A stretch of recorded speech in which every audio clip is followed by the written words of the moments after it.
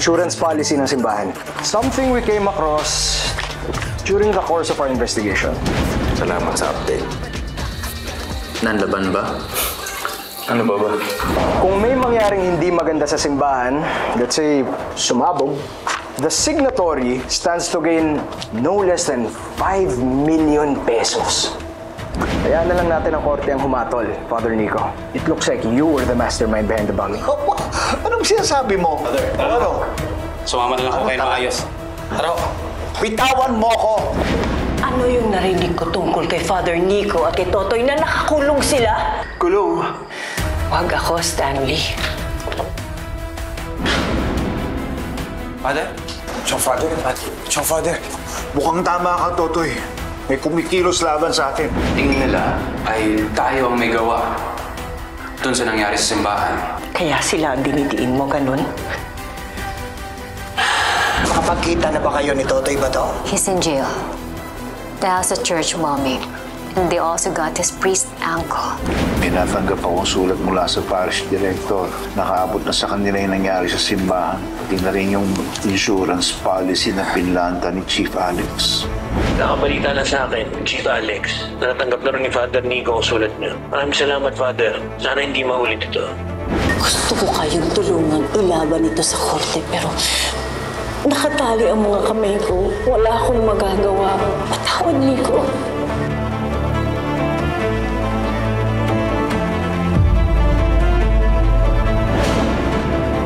Chong, sino yung bisita sa'yo? Si Ruby. Anong pinuntan niya? Binigay niya sa akin ito. Kaya tatlo, nakatransfer na kayo ni Chief.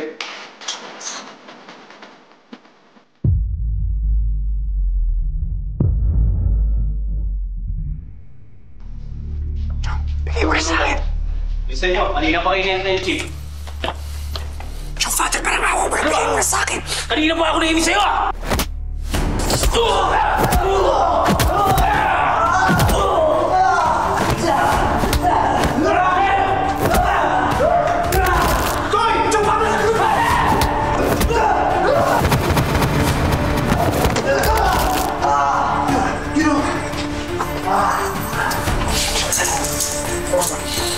Matakot pag ano. Kailangan kayong polis dito. Hindi na dito.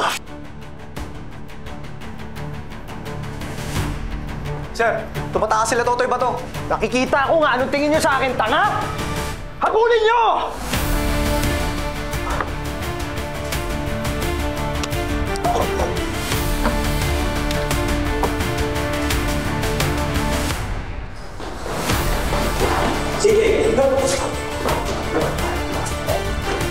Ginagawa nyo, magsibangon kayo! Habulin nyo! Sabihan nyo lahat ng mga barangay, hindi pwede makatakas sa mga yon!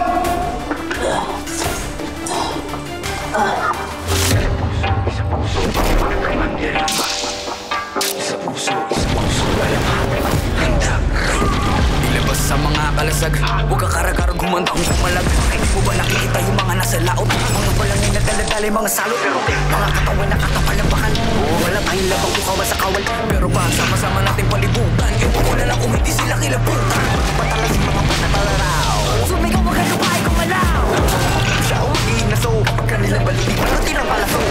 Wala ko kumanday, masalungkat. Hintay ka lang ng mga gimbal.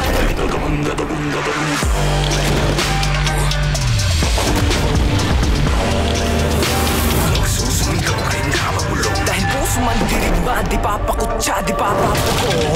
Puso man dirigma, di papadikta. At nagagunda. Sila yung napuputan, sila yung nagalo. Kung pala sa tinalupan, kami yung panalo. Pero bakit parang ulang? Para ba sila yung nagitahit ng muhunan? Teka sandali, mga kapi ko yung napura. Ako na mong kabala, ako yung nakatira. Panasulit para kitang bento. Bagato sa para sa inyong tamyento. Sino ang nagpapapapel? Mga pangalan ang tinala sa papel. Pag-ibahal mo ka na pumapel. Kung hindi na kasi ito nagawa sa papel.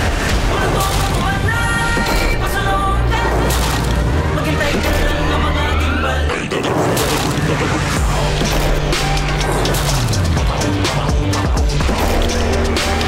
Susumigaw ka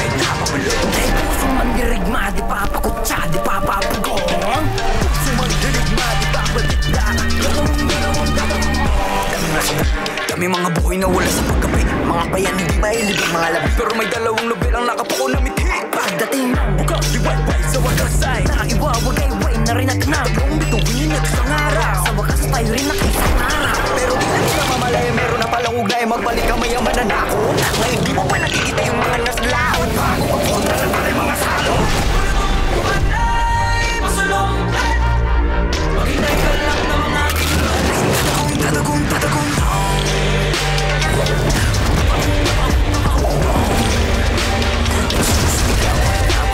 dahil puso man dirigma, di papakutsa, di papapugong. Puso man dirigma, di papadikta.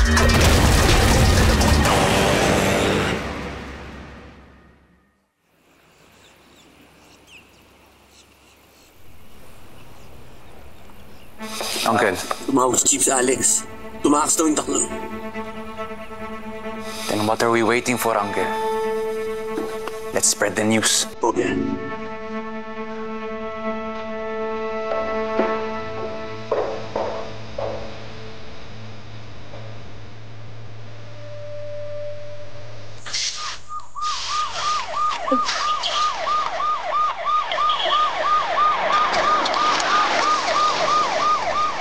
Ano nangyari?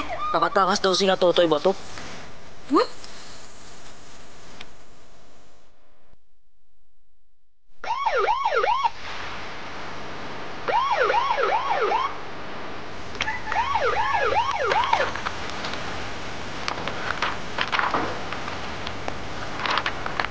Nakita niyo ba itong mga taong to?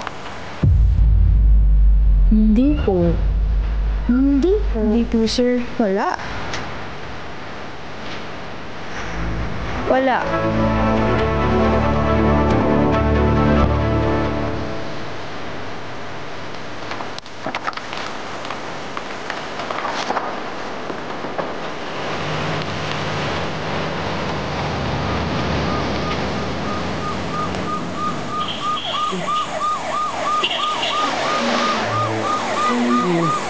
Pre, tama nga.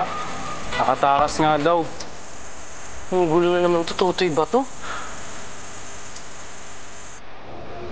Kasalukuyang pinaghahanap ng kapulisan ang tatlong pugante na sina Jet Javier, Father Nicolas Monte at Alan Monte Jr. na mas kilala sa palayaw na Totoy Bato.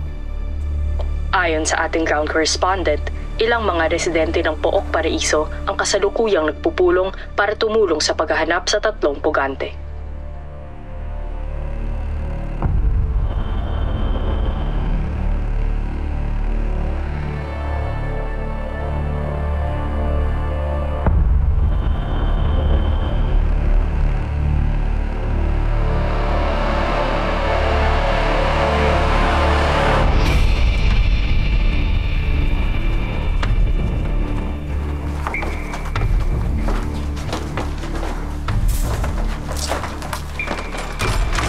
Toy, uwi mo na ako. Kailangan ko magpaalam sa amin.